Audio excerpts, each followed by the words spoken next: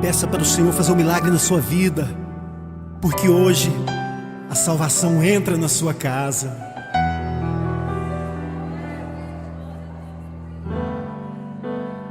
Como Zaqueu, eu quero subir o mais alto que eu puder, só pra te ver. Com muita alegria, todos os que viram isso começaram a resmungar, a murmurar, a praguejar. Este homem foi se hospedar na casa de um pecador. Zaqueu se levantou e disse ao Senhor: escuta, Senhor, eu vou dar a metade dos meus bens aos pobres.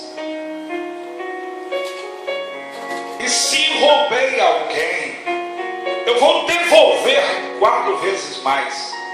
E então Jesus disse: hoje a salvação entrou nesta casa, pois este homem também é descendente de Abraão, porque o Filho do Homem veio buscar e salvar quem está perdido. É seguro que a maioria esmagadora já ouviu falar sobre Zaqueu. Quem nunca ouviu uma expressão acerca deste homem? Trata-se de um homem que gozava de um privilégio em função da própria função que ele exercia diante dos romanos. E esta função só lhe foi oferecida porque ele também tinha uma alta posição social. Para o exercício legal do desenvolvimento dessa tarefa como publicano aqui não era um partido, era um serviço prestado para os romanos na coletagem dos impostos dos vilarejos, das cidades, das pessoas, dos judeus em geral, para manter o próprio império em si, o Império Romano. E para o exercício dessas funções, a pessoa que se candidatava precisava gozar de uma prerrogativa, e esta era uma alta e elevada posição social. E nesse caso, para dar garantias legais, caso houvesse o desvio das coletas, a pessoa precisava garantir para o Estado o pagamento devido de todos os valores. Essa é a razão pelas quais a pessoa que se candidatava precisava gozar de uma alta posição social. Ter condições era um quesito para preencher essa função. E nesse caso da história em apreço, Zaqueu é o chefe dos publicanos. É o homem que designa aqueles que vão participar desse trabalho, aonde eles têm que ir, o que é que eles têm que fazer. Esse trabalho não era visto com bons olhos pelos judeus. A maioria esmagadora dos judeus os viam como pecadores, altos pecadores. É óbvio que se discute até hoje no contexto evangélico que a maioria esmagadora era ladrão, roubava o povo, cobrava a mais do que o devido para ficar com uma certa gordura. Acredita-se que Zaqueu era um desses ladrões. Porém, eu não estou aqui como advogado de defesa, não. Mas eu já procurei muito. Nem nos registros de Flávio José há nenhum indício que Zaqueu era este homem mercenário, ladrão. E do que se lê nas páginas da Bíblia, se descobre que este homem, quando recebe a salvação transforma o seu ser de dentro para fora. exercitar. Há indícios de que de fato nunca roubou ninguém. E que tem uma transformação tão forte que declara para Jesus e para nós outros neste tempo oportuno que ele não tem nenhum apego à vida financeira. Ele está totalmente desapegado disso. E ele dá conta de dizer. É a expressão textuália que nós lemos. O versículo de número 7, 8. Zaqueu levantou-se depressa e disse: olha, Senhor, eu vou. Ele não está dizendo, talvez eu vou dar. Quem sabe eu vou dar. Não, aqui, primeiramente está dizendo, eu vou dar a metade dos meus bens aos pobres. Diferente do jovem rico. O jovem rico, quando procurou Jesus, disse para ele: bom mestre, o que eu vou fazer para entrar na salvação? Jesus, sem hesitar, disse: olha, cumpra os mandamentos e faça assistência à minha juventude. Então tá bom, pega tudo que você tem, vende e dá aos pobres. Ele virou as costas e foi embora. Jesus não corre atrás dele. Jesus não diz para ele: eu estou de brincadeira, eu só brinquei com você, volta aqui, rapaz, tem lugar para você. Muito pelo contrário, ele olhou para os seus discípulos e disse o seguinte: quão difícil é um rico herdar o reino dos céus. Ele faz ali então uma conjectura mais fácil do cabelo passar pelo buraco de uma, não é aquela agulha de costurar não, tá? Existia uma porta em Jerusalém, a porta em agulha, tá? E os cabelos não conseguiam passar por ali, porque os cabelos são altos, de uma estatura alta, eles têm que se inclinar totalmente. O cabelo não sabe andar de joelho, nem de arrasto. Ele disse: ó, é mais fácil, nesse caso. Veja que os cabelos têm dificuldades, é quase que impossível passar. Mas ele diz o seguinte: é mais fácil o cabelo passar pelo buraco de uma agulha do que o rico entrar no reino dos céus. Nesse caso, totalmente diferente. Ele diz: eu vou dar metade dos meus pertences para os pobres. Ele continua: e se defraudei alguém, não tenho na memória. Isso ele está dando testemunho público para todo mundo ouvir. Se defraudei alguém, a metade do que eu tenho, eu vou conceder a quem der. Ou melhor, 4 vezes mais do que eu defraudei, eu vou restituir a quem defraudei. Jesus olha para ele e diz: hoje entrou salvação nesta casa, porque esse também é filho de Abraão. Glória a Deus.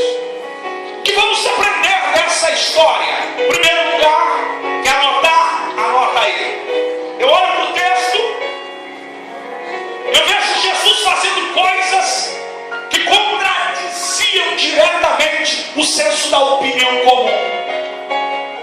Todo mundo dizia que Jesus jantava com pecadores, nesse caso os publicanos.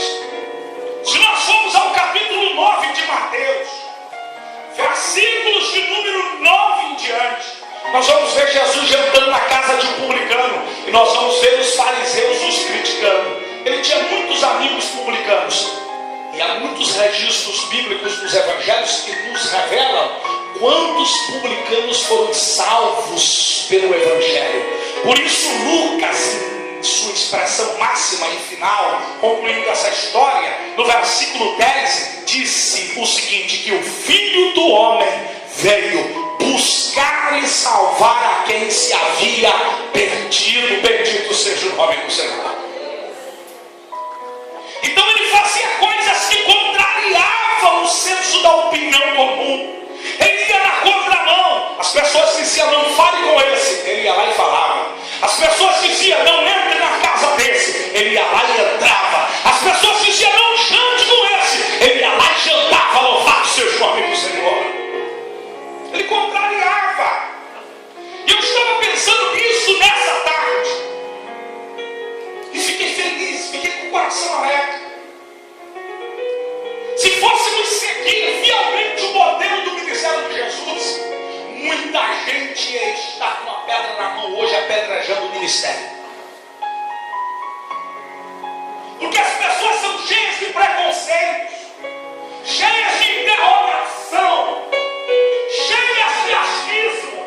Pode ou não pode?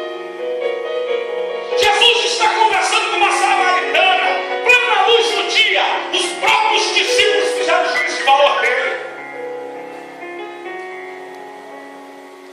Jesus vai em defesa de uma mulher adúltera e pecadora e ainda estende as mãos. A lei dizia que tocar nessa gente era impuro. Ele não se importava.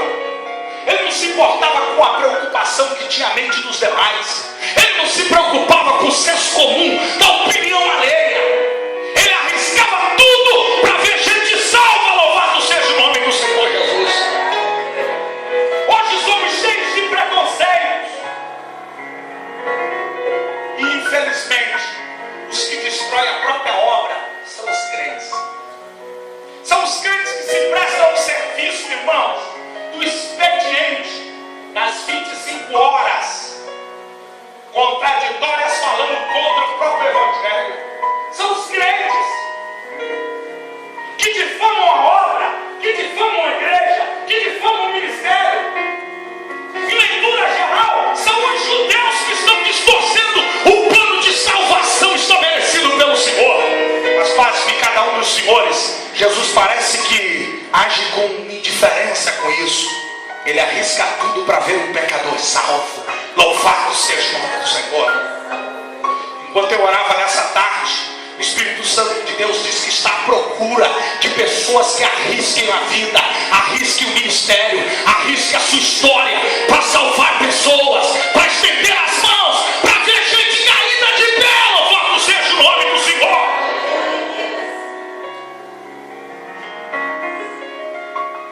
Ele dava pouca importância. Ele entra na casa de Zaqueu, e aí a Bíblia diz o seguinte: olha o que dizem dele. Quando recebe, todos viram e começaram a murmurar: este homem foi se hospedar na casa de um pecador.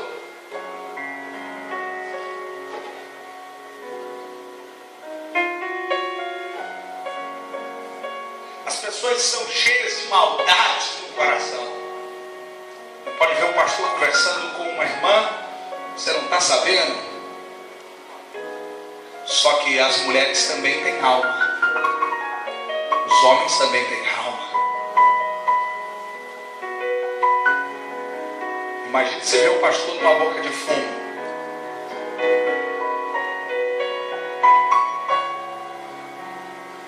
Mas nessa pós-modernidade tem homens de Deus que arriscam tudo para ver gente salva. Se Davi não tivesse arriscado a vida, aquela ovelhinha nunca teria sido registrada como uma ovelha que foi salva da boca do leão e do urso. Tem que ter gente que arrisque para ver gente salva. E Deus está à procura dessa gente. Eu quero acreditar que Ele encontrou aqui nessa noite uma porção de crentes que arrisca tudo para ver gente salva. Louvado seja o nome do Senhor.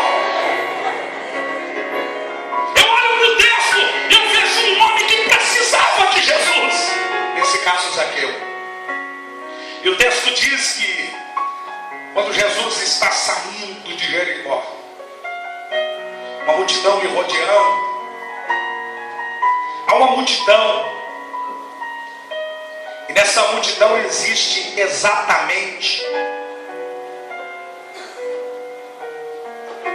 o incômodo de não querer ver um homem como Zaqueu tocado e abençoado por aquela grande oportunidade. Porém, Zaqueu, como um homem necessitado, ele era um oportunista, não no sentido pejorativo da palavra, um oportunista no sentido benéfico da palavra, um homem que percebe as oportunidades, enxerga as oportunidades, vê as oportunidades. Eu quero falar com pessoas que enxergaram a oportunidade. Disseram: eu vou hoje, porque seguramente hoje é o dia que Deus pode mudar a minha história. Eu tenho uma boa notícia para vocês. O Jesus que mudou a vida de Zaqueu está aqui no Centro Evangelístico na noite de terça-feira, no culto da vitória. Ele está aqui para mudar a história de crentes aqui. Ele está aqui para mudar a história de crentes aqui. Ele está aqui para levantar crentes. Ele está aqui para abrir portas. Ele está aqui para operar milagres. Glorificado seja o nome do Senhor. Ele precisava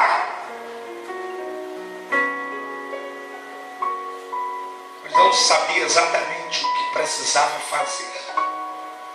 Sem saber o que precisava fazer, ele que não consegue encontrar lugar ao sol por causa da apatia das pessoas,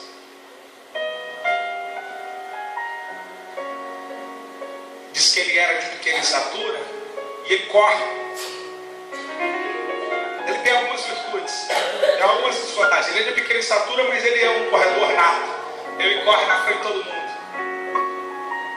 E ele vai para um lugar onde ninguém quer ir. Diga, figueira brava. Está fraco, diga, figueira brava. Essas figueiras bravas, ou sicomoros bravos, jambuzeiros bravos, eram árvores que em suma tinham espinhos com algumas polegadas. Coisa impressionante. Eram cheios de espinhos. Ele nota que ali está a oportunidade da vida dele. E ele vai subindo na figueira brava para ver Jesus. Ele quer se fazer valer da altura da figueira brava e um local oportuno para poder ter uma visão ampla de Jesus. E ele sobe na figueira. A Bíblia nem vai registrar que ele se machuca, mas eu acredito, e a maioria dos comentaristas diz que ele se machucou, tanto mãos quanto pés. Quantos não foram os espinhos que feriram suas mãos, seus braços, suas pernas e propriamente dito seus pés? Mas uma coisa em destaque está no texto: ele estava por cima dos espinhos. Os espinhos que o machucavam não eram necessariamente algo ruim, porque o estavam colocando em uma alta promoção. Louvado seja o nome do Senhor Jesus. Você não entendeu isso? Eu vou repetir. Os espinhos que o machucavam não eram de todo ruim, ou não eram necessariamente ruim, porque o estavam promovendo para a glória do nome do Senhor Jesus. Porque se por sua vez ele estava machucado pelos espinhos, ele estava por cima deles. Essa é a visão que o Espírito Santo quer nos passar nessa noite. Que estas feridas que te machucam não são necessariamente ruins. Estão te colocando mais perto de Jesus. Estão te colocando numa condição nobre, numa condição diferenciada, e um momento de privilégio, um momento de destaque na sua história. Hoje pode parecer algo ruim, mas não é. Há uma construção divina de um Senhor sobre a história dos grandes. Louvado seja o nome do Senhor Jesus. Lá está ele na figueira, jambuzeiro bravo, o sicomoro bravo. E Jesus está passando. E quando Jesus para, logo providencialmente dá uma olhada para onde está Zaqueu. E olhando para cima, o chama pelo nome: Zaqueu, Zaqueu, desce depressa, porque hoje me convém posar na tua casa. Quando Jesus se volta para ele, Jesus revela 6 verdades. Primeiro lugar, que Jesus viu em Zaqueu a sua pobreza espiritual. Não obstante ele ser rico financeiramente falando, ele era pobre espiritualmente. Ele precisava da salvação. Ele era carente da salvação. Ele tinha dinheiro, e muito dinheiro, mas ele era pobre espiritual. Tem muita gente, irmãos, que está vivendo uma vida empobrecida espiritualmente falando. E diga-se de passagem, alguns, não todos, mesmo não obstante estarem na igreja, estão vivendo uma vida empobrecida espiritualmente. Porque o fato de vir na igreja, isto não significa dizer que alguém é a igreja. Nós precisamos mais do que vir à igreja, ser a igreja do Deus vivo. Zaqueu estava vivendo uma vida empobrecida espiritualmente. E tem crentes assim, na igreja ou no prédio, mas vivendo uma vida longe do Senhor, distantes do Senhor.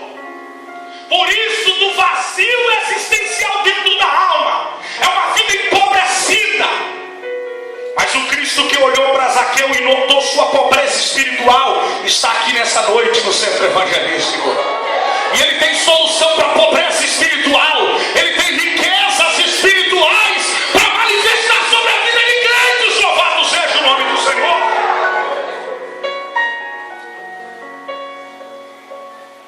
Ele quer dar força ao que não tem força. Ele quer levantar quem está caído. Ele quer renovar o vigor de quem não tem. Louvado seja o nome do Senhor Jesus. E é tarefa da igreja dos mais fortes fortalecer os mais fracos. O profeta disse, o profeta revelou: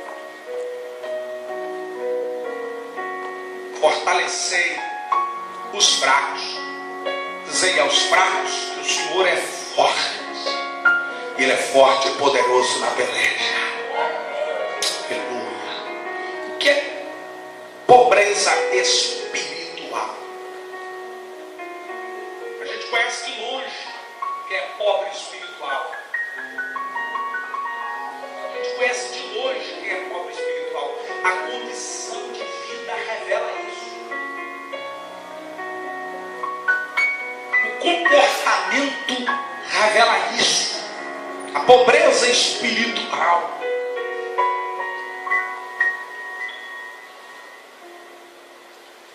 Eu venho de um tempo, não que seja um crente saudosista, mas eu venho de um tempo em que o Evangelho era visto numa essência na totalidade, sem distorções. E entre os cultos mais frequentados, o de ensino era o mais, porque as pessoas tinham desejo de crescer no conhecimento. Hoje nós estamos caminhando para um evangelho da mágica. É a pobreza espiritual que se abateu na vida do ser humano. O ser humano que só quer Deus como um abençoador e não como Senhor e Salvador. Porque ser Senhor da sua vida vai condicionar para mim, para você, algumas atitudes. Nós vamos ter que entregar o controle do nosso senhorio para Ele. E nós nos sentimos muito bem no controle, não sendo controlados. Mas a salvação implica em controle das nossas existências. Paulo sabia muito bem disso, por isso que ele declarou: o controle está nas mãos de Deus. Eu estou controlado pelo Senhor. Quando escreve Gálatas, capítulo 2, versículo 20: já estou crucificado com Cristo. Pobreza espiritual, ausência de palavra, ausência de oração, ausência de espiritualidade, ausência de um vocabulário rico, bíblico e cristão. De 10 palavras que ele fala, 9 é porcaria, não presta para nada, não constrói nada. Pobreza espiritual. Crentes que são ricos espiritualmente, dá gosto de estar perto deles. A palavra deles, irmãos, não é um sepulcro caiado. A palavra deles, irmãos, é vida, é graça, é que o caído, louvado seja o nome do Senhor Jesus. E quanto aos da pobreza espiritual, antes de uma transformação, a recomendação bíblica ainda de João é o seguinte: não traga, não saúde, não receba na sua casa quem não tem essas boas obras, quem não pratica a Bíblia, porque quem o faz tem parte nas suas más obras.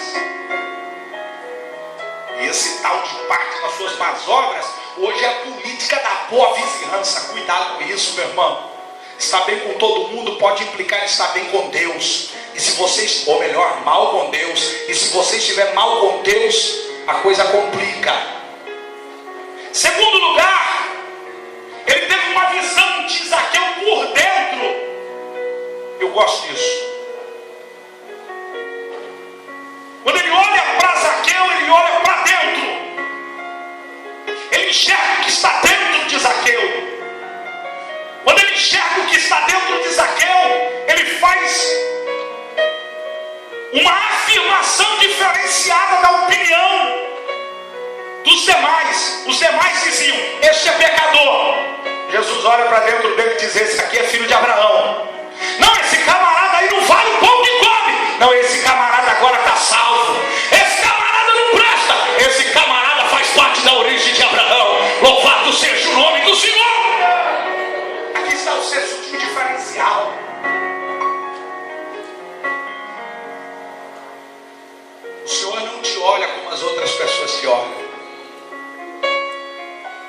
De repente quem te olha está dizendo que você não vale nada.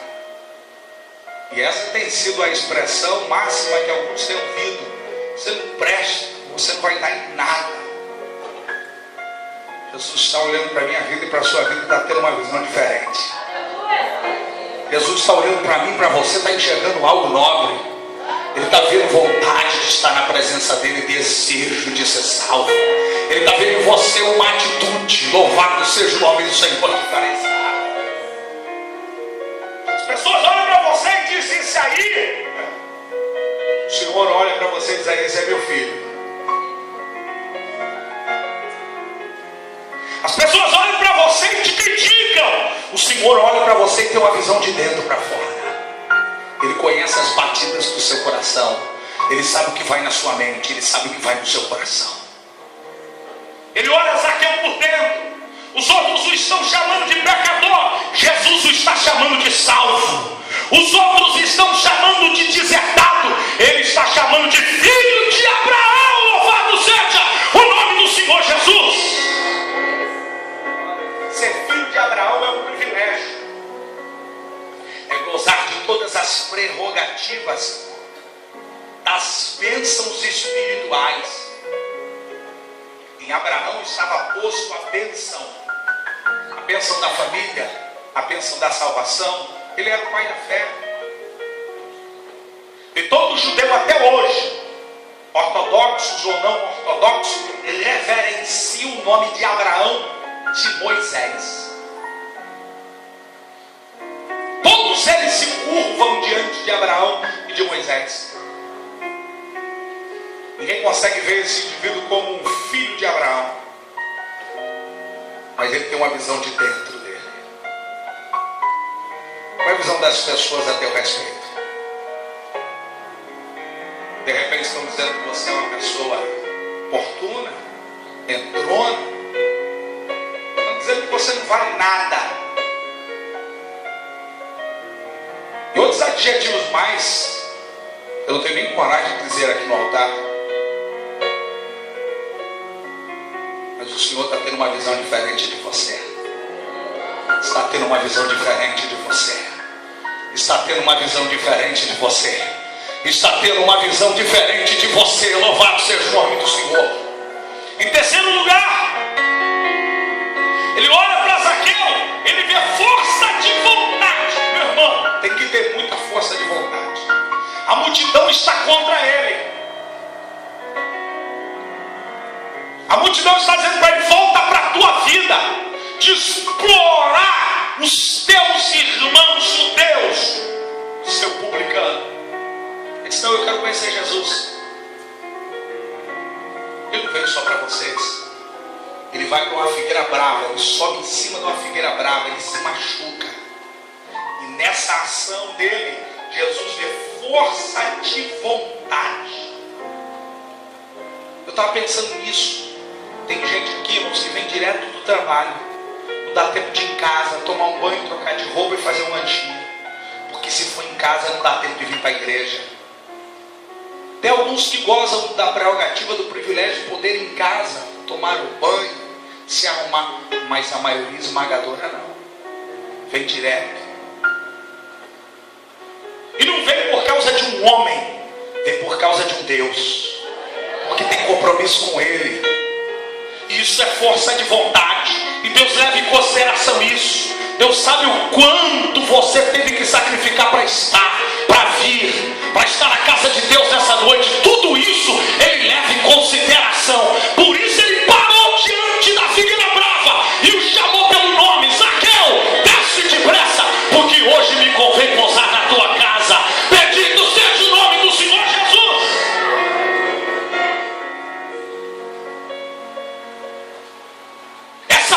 De vontade vai levar Jesus a ir com a gente em nossos lares, e Ele estando com a gente em nossa casa, a história vai ser outra, a história contada. Louvado seja o nome do Senhor.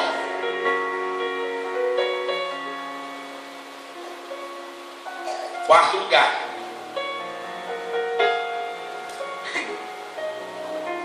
ele viu Zaqueu também a sua solidão, no meio de uma multidão, mas solitário, no meio de uma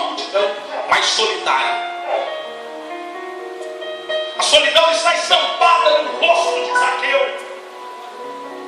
Era um homem solitário.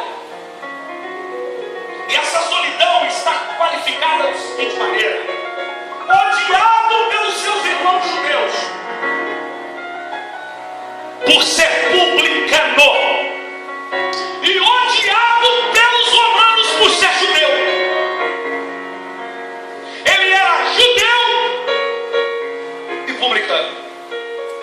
Para os judeus ele não prestava, para os romanos por ser judeu ele não valia nada.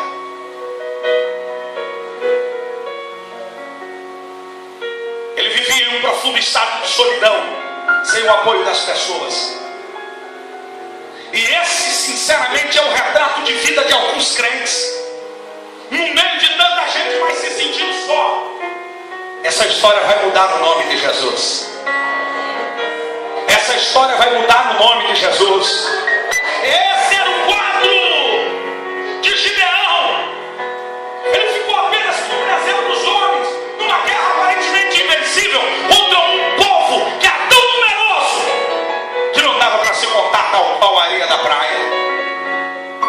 Aí no verso 16 do capítulo 6 de Juízes, o Senhor se volta para Gideão e diz: ei Gideão, eu hei de ser contigo, e tu ferirás aos midianitas como a um só homem. Sabe o que o Senhor estava dizendo para ele? Eu estou acabando com essa síndrome da solidão na sua alma, no seu coração. Eu estou me unindo à sua causa, estou me unindo à sua vontade, estou me unindo ao seu propósito, estou me unindo a essa guerra com você. Eu com você somos maioria absoluta. Bendito seja o nome do Senhor.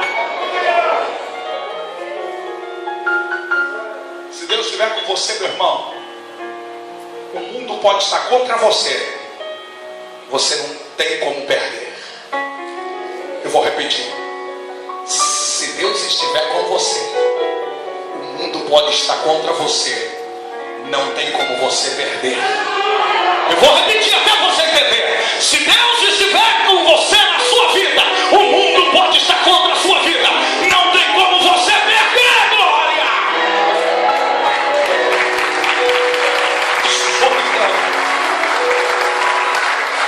Você que estará nos assistindo por intermédio do Facebook, esta mensagem que estará sendo postada, de repente você é um desses tantos que sofre dessa síndrome de solidão, no meio da família, mas se sentindo solitário, entendendo que os seus propósitos não são defendidos pela maioria esmagadora. Deus tem um propósito de se unir a você, primeiro para te libertar desse complexo de se sentir solitário. Você não é um pelicano no deserto. Você não é um passarinho que alça um voo solitário. Você tem um Deus que é seu Pai. O mesmo Deus que olhou para Zaqueu está olhando para a sua história, para a sua vida, para a sua casa, para o seu lar, para a sua vida, para o seu ministério. Louvado seja o nome do Senhor Jesus Cristo.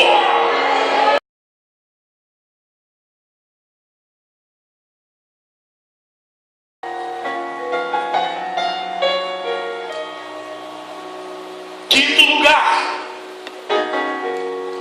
ele não só viu Zaqueu, ele viu a família dele. Eu gosto disso nas páginas da Bíblia. Ele viu a família de Zaqueu.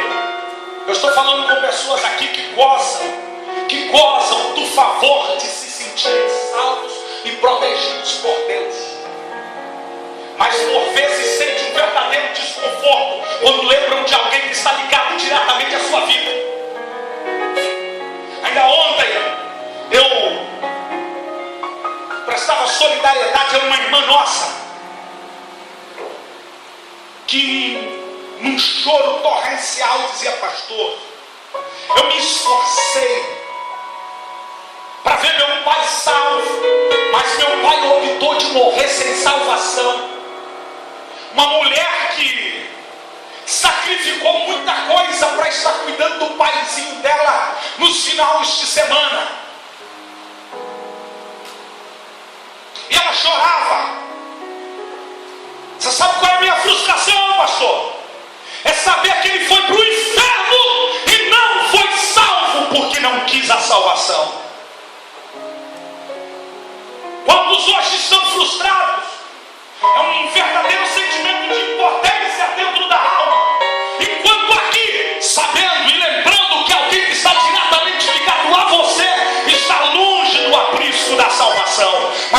Escuta-me, escuta esse jovem pregador. Este Cristo, quando olhou para Zaqueu, não só viu Zaqueu, viu a sua prole, viu a sua casa, viu a sua família, viu seus filhos, viu a sua esposa. Eu tenho a palavra de Deus para a sua vida. Crê no Senhor Jesus e será salvo tu e a tua casa. Glória!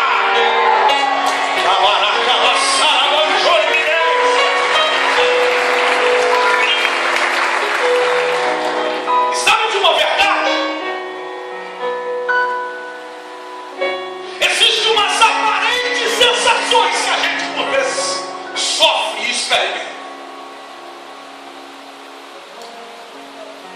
Que quanto mais nos esforçamos no mundo espiritual para ver gente que está ligado a gente salvo, parece que quanto mais eles ficam pior. Quanto mais eles ficam ruins.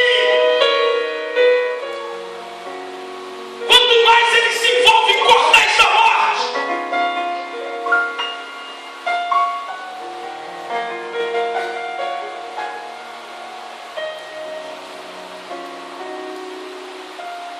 Aí uma grande voz profética hoje canta uma música dizendo: covardia. O inimigo covardemente se lançou contra os meus, enquanto eu fazia a obra do Senhor, provocando e gerando dentro da gente um verdadeiro ponto de interrogação, nos fazendo perguntar: o que está acontecendo? Onde está o meu Deus? Esse Jesus está olhando para a sua casa. Eu estou com uma sensação maravilhosa dentro do meu coração. Esse Jesus está olhando para a sua família. Oh, esse Jesus está olhando para a sua própria. Esse Jesus está olhando para a sua família. Esse Jesus está olhando para a sua casa. Esse Jesus está olhando para os seus. Bendito seja o nome do Senhor Jesus Cristo.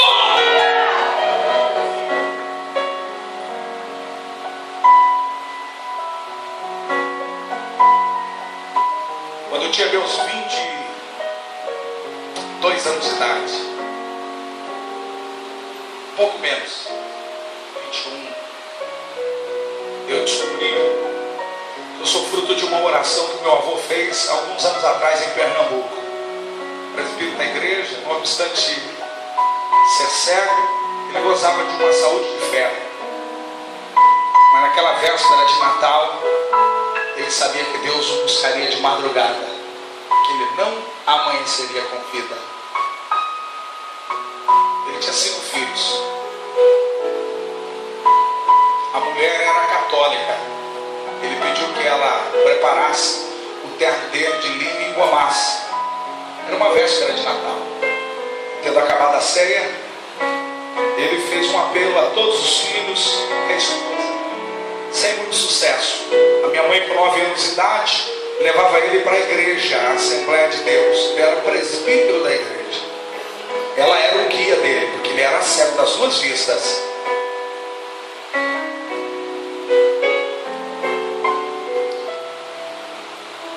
E naquela noite, ele fez uma oração sincera diante de Deus e disse: Senhor, salva minha esposa, os meus filhos, os filhos dos meus filhos e os filhos dos filhos dos meus filhos. Ela pensou que ele estava ficando maluco. Qual não foi a surpresa dela quando amanheceu o dia e não estava mais vivo? O Senhor o havia recolhido para a glória. Passou alguns anos, não foram poucos, foram muitos. Deus salvou a filha mais nova.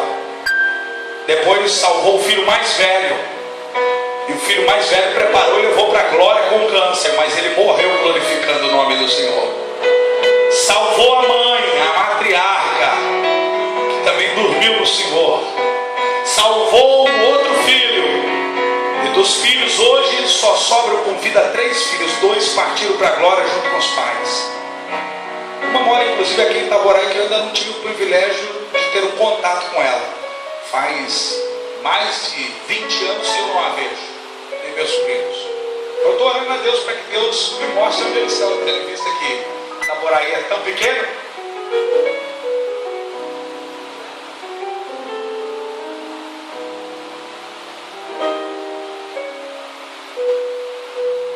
Ele partiu para a glória. Ele não viu os filhos salvos. Mas aquela oração ficou em memória diante de Deus. Não se perdeu com o tempo. Louvado seja o nome do Senhor. No tempo certo o Senhor foi lá e começou a salvar, e salvar, e salvar, e salvar, e salvar. E hoje eu sou pastor, eu sou produto da oração dele. Você está pensando que Deus não vai fazer uma obra dentro da sua casa? Você está pensando que Deus não vai fazer uma obra dentro da sua família? Mas Deus está. E eu finalizo aqui dizendo, fique em pé. Ele olha para Zaqueu. Sabe o que ele enxerga nele por último? Sinceridade. Diga, sinceridade. O mundo está cheio de pessoas que não são sinceras, que falam da boca para fora, mas o que pensam é algo totalmente diferente daquilo que falam. O sábio Salomão foi muito franco quando declarou, dizendo que a boca fala, que o coração está cheio.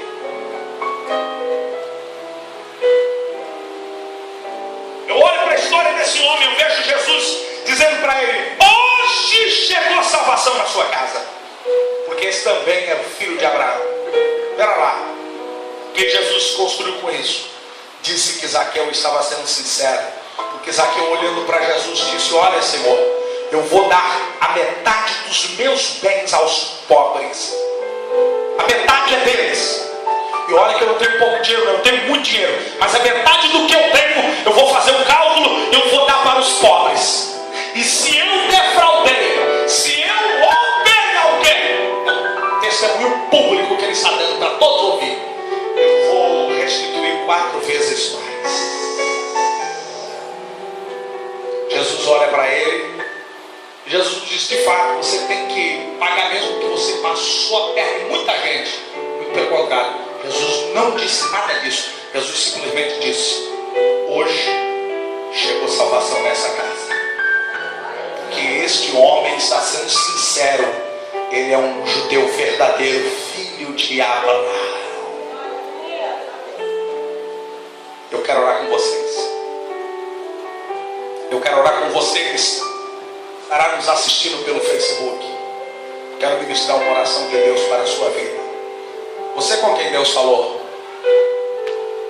eu quero desafiar você a sair do seu lugar e vir à frente. Vem, eu quero orar com a sua vida.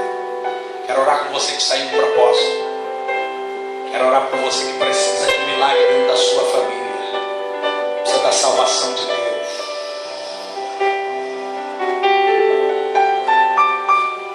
Lembra aí? Quem está precisando ser salvo na sua casa? Quem está precisando ser salvo na sua família?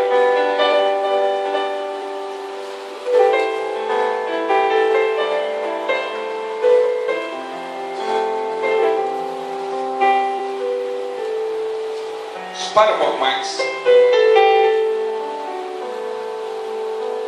Entra na minha casa. Entra na minha vida.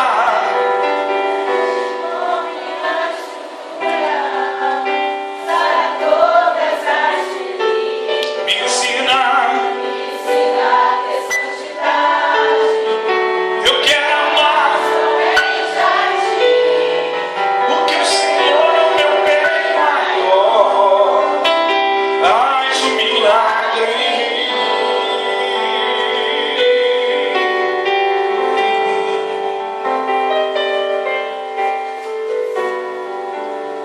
E como Zaqueu, eu quero